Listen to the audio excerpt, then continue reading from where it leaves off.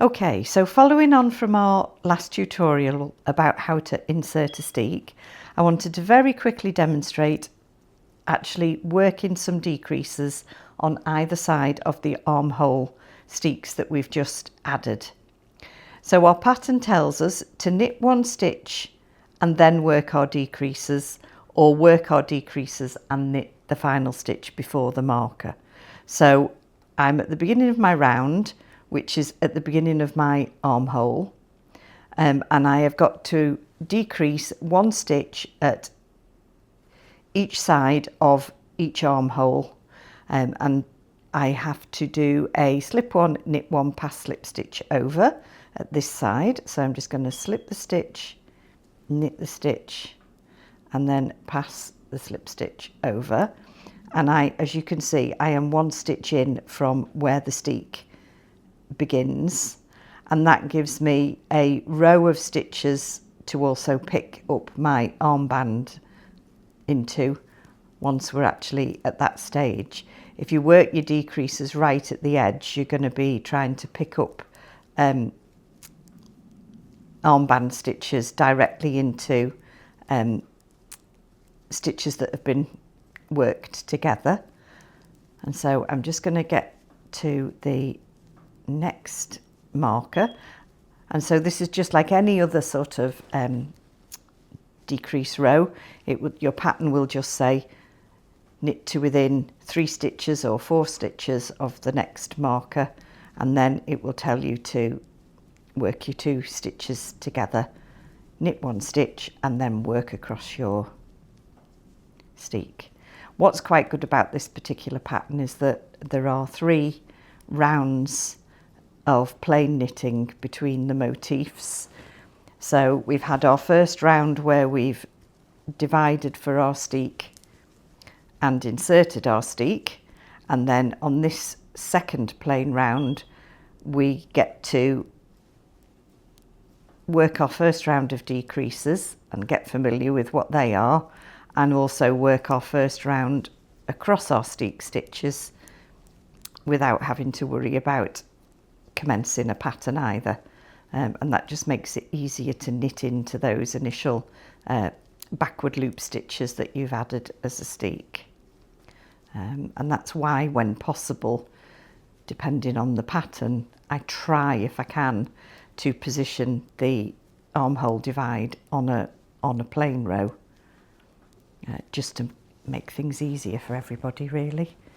It's much nicer not to have to be thinking about the pattern at the same time as doing all this stuff as well. So I'm just going to work to the next steek, and I'll be back with you in a moment. Okay, so I'm now approaching the next side seam, the next steek marker, which is here.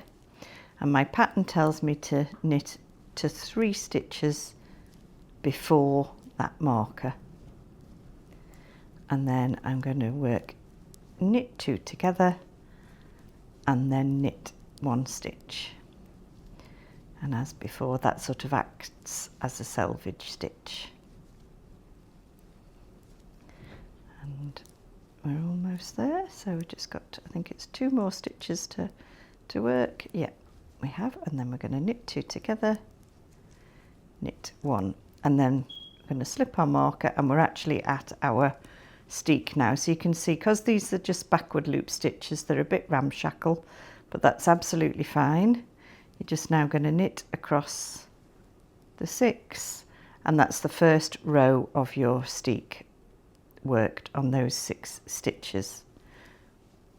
You will have a separate steek chart in the pattern, but that will always use the same colours as are in the row that you're working.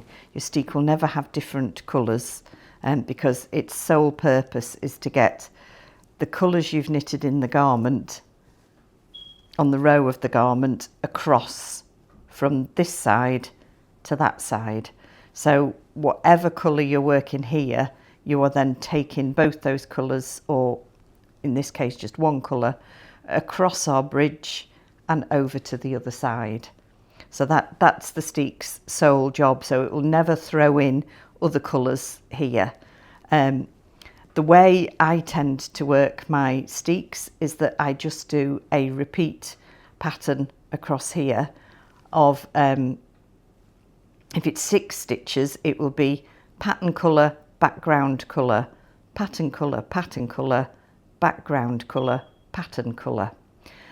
And the reason I do it like that is because the centre 2 of my steek stitches, however many steek stitches there are, 6, 8, or maybe even just 4, I like them to be the same colour, and that gives me a 2 stitch wide section that is clearly identifiable as that is where you're going to cut the steek.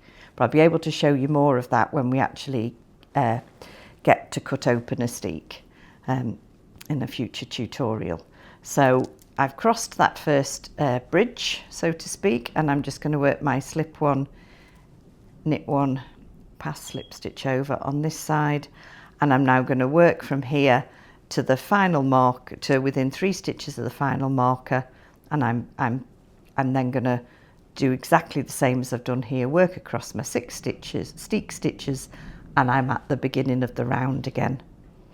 And then potentially you may be changing colours, one colour, both colours, and you will follow the body chart on on all your body stitches and the steek chart on your steek stitches. But it will always be the same. If you're on line 2 of your main chart, you'll be on, you will presumably usually be on line 2 of your steek chart as well. And that's basically it for now. So I'm just going to carry on, and hopefully that will help you with your decreases, and then we'll be back soon to look at a steek in progress. So bye bye for now.